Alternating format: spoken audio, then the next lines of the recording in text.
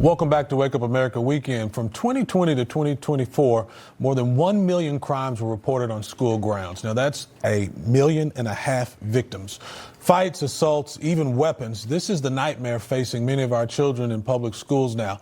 Is this the new normal, or can we stop it? For more on this, we have Senior Fellow of the American Culture Project and author of The Parent Revolution, my friend Corey DeAngelis, as well as America First Policy Institute Chair of Education Opportunity, my other friend, the amazing Erika, and of course, our special guests, Thane and Charles. Welcome to you both. They're my friends, too. This is a friendly panel, but unfortunately, it's not very friendly in our schools. Corey, what's driving this uptick in crime in our school system right now? Why is this happening, and why are we allowing it to happen?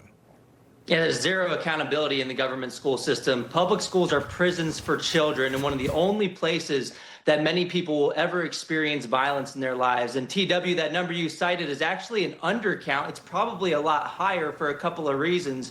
One is that public schools sweep things under the rug all the time. They don't want any transparency. They don't want any accountability whatsoever. And two, the FBI report itself conceded that only about half of the law enforcement agencies in this country reported data up to the FBI. So the number could actually be about twice as high. So look, we need school choice. We need escape valves for these parents.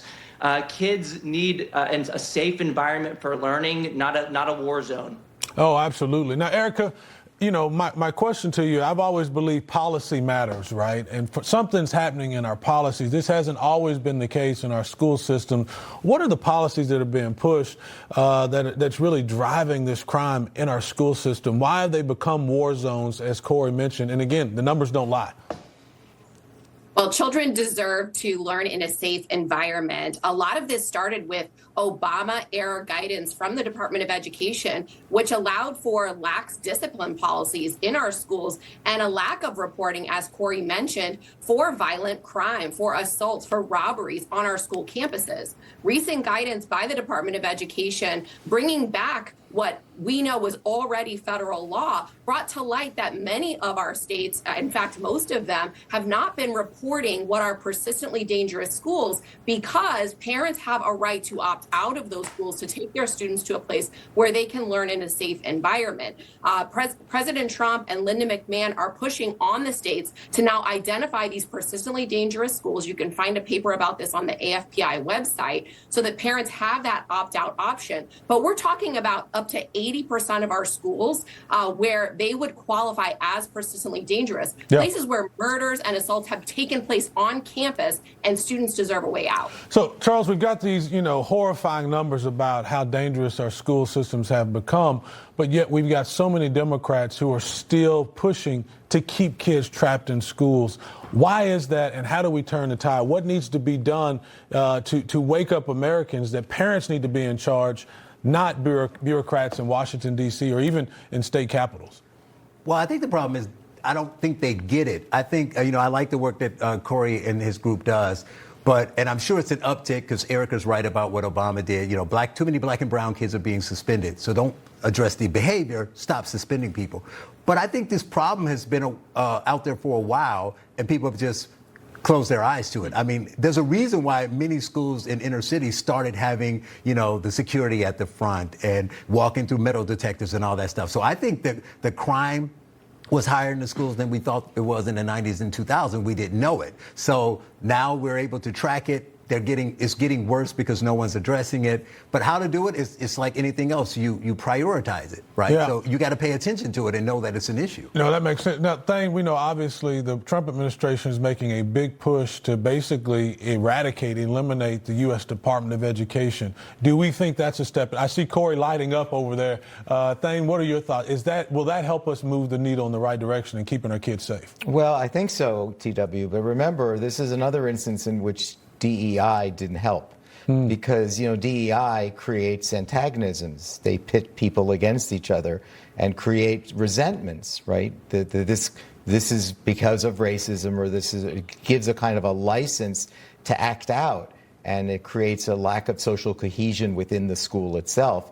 Also, part of the Trump administration, crime is the new king.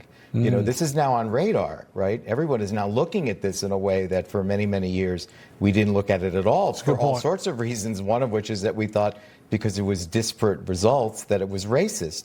Now we're saying, let's just take a look at this regardless of race. Yeah, Corey, I'm going to give the last question to you. So we do know that the NCES is reporting that 70% of teachers actually fear for their safety. Just think about that, 70% of teachers fear for their safety, linking it to lax discipline policies. How can, the policies of the Trump administration restore strict discipline codes to curb that 44,000, weapons incidents in schools? What can be done to turn the tide here and move the needle in the right direction? What needs to happen? What are the steps? Yeah, look, we need to allow teachers to have choice too. I mean, a lot of them would like to teach at a private school, micro school, and so choice doesn't just help parents and kids, it helps the teachers as well. And the teachers don't want to be in a war zone, but their unions fight for restorative justice policies. They fight against any exit options. And so this creates problems for everybody, not just the students. I lied. I want to get you in here on this too. Same question to you. I mean, if you get your opportunity, I know you're working hard in Washington, D.C. and in the state of Florida to get things turned around. What are the steps we need to take from a policy standpoint to really make our kids safe and our schools safe again? Well, we have to empower our teachers and not override them at the administrative level. We also have to be more transparent, as was being pushed by President Trump and Linda McMahon, with what is actually going on in our schools. Empower parents with those safety metrics that are actually happening in the schools, and give them an option out when the schools are not safe. Empower parents and empower teachers. I love it. Erika, Corey, thanks so much for joining us, guys. We'll have you back on soon. Thank you.